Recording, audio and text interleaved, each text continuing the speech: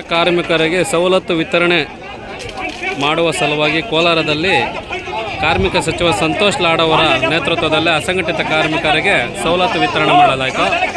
ಈ ಸಂದರ್ಭದಲ್ಲಿ ಆಟೋ ಚಾಲಕರಿಗೆ ಹಣ ಕೊಡುವುದಾಗಿ ಹೇಳಿ ಸುಮಾರು ಜನ ಕರೆದುಕೊಂಡು ಬಂದಿದ್ದರು. ಈಗ ಆಟೋ ಚಾಲಕರಿಗೆ ಹಣ ಕೊಡದ ಕಾರಣ ಇವರೆಲ್ಲರೂ ರೊಚ್ಚಿಗೆದ್ದು ಕಾರ್ಮಿಕ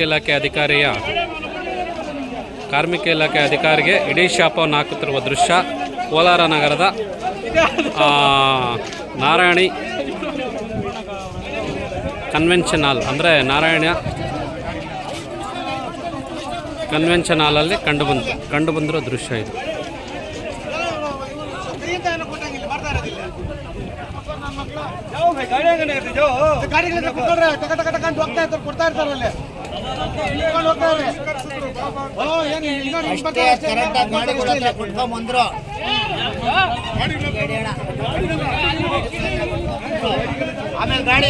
ಅಣ್ಣ ಏನಣ್ಣ ಇದು ಕಾರ್ಮಿಕ ಇಲಾಖೆಯಿಂದ ಸಹಾಯ ಇದು ಮಾಡ್ತೀನಂತ ನೋಡಿ, ಇವರು ಕಾರ್ಮಿಕ ಇಲಾಖೆಯಿಂದ ಹಣ ಕೊಡ್ತೀರಾ ಅಂತಂತೇಳಿ ಈಗ ಹಣ ಕೊಡದ ಕಾರಣ ಚಾಲಕರೆಲ್ಲ ರೊಚ್ಚಿಗೆದ್ದಿದ್ದಾರೆ. ಗಮನಿಸ್ಬೋದು, ಕಾರ್ಮಿಕ ಇಲಾಖೆಯವರು ಹಣ ಕೊಡ್ತೀನಿ ಅಂತ ಕರ್ಕೊಂಬಂದಿಲ್ಲ ಆಟೋ ಚಾಲಕರಿಗೆ ಹಣ ಕೊಡದೆ ಹೋಗಿರೋ ಕಾರಣ ಆಟೋ ಚಾಲಕರೆಲ್ಲ ರೊಚ್ಚಿಗೆದ್ದಿದ್ದಾರೆ.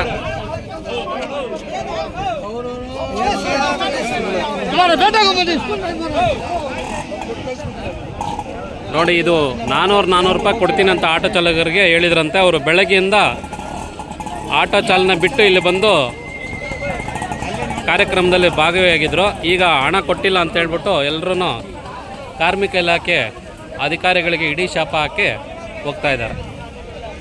ಗಮನಿಸ್ಬೋದು.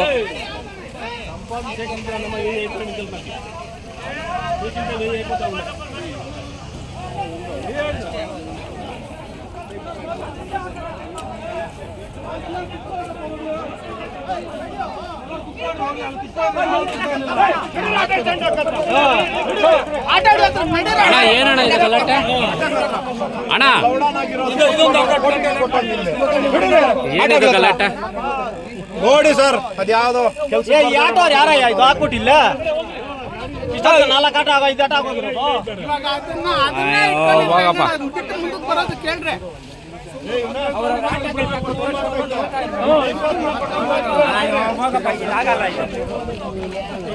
ಇದು ನೋಡಿ, ಕೋಲಾರದಲ್ಲಿ ಕಂಡುಬಂದಂಥ ಅಸಂಘಟಿತ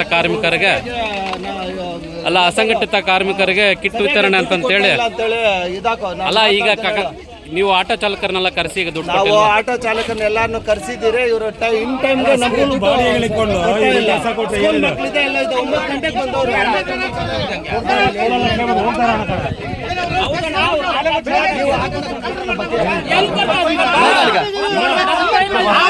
ಹೋಗಿ ಯಾರೋ ಒಂದಿಬ್ಬರು ನಾಲ್ಕೆ ಇಂಥವ್ರು ಯಾರು ಸೈನ್ ಮಾಡ್ಕೊಳ್ಳೋದು ಹೇಳಪ್ಪ. ಸ್ಕೂಲ್ ಮಕ್ಳಿದಾರೆ, ನಮ್ಗೆ ಹೋಗ್ಬೇಕು. ನಾವು ಈ ಕಡೆ ಆಗ ಕೊಡಿದ್ರ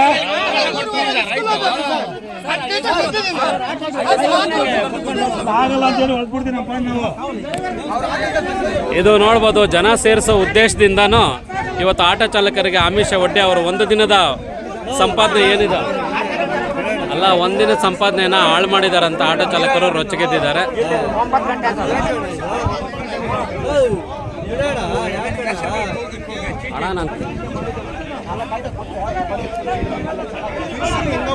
ಮಾತಾಡ್ತಾ ಇರ್ತೀರಾ, ಏನೋ ವ್ಯವಸ್ಥೆ ಮಾಡ್ತೀರಾ? ಸ್ಕೂಲ್ ಮಕ್ಳಿಗೆ ಹೋಗ್ಬೇಕು ನಾವು. ನೀವು ಮಾತಾಡ್ಕೊಂಡಿದ್ರೆ ಏನ್ ಮಾಡೋದು? ನೋಡಪ್ಪ ಇಲ್ಲಿ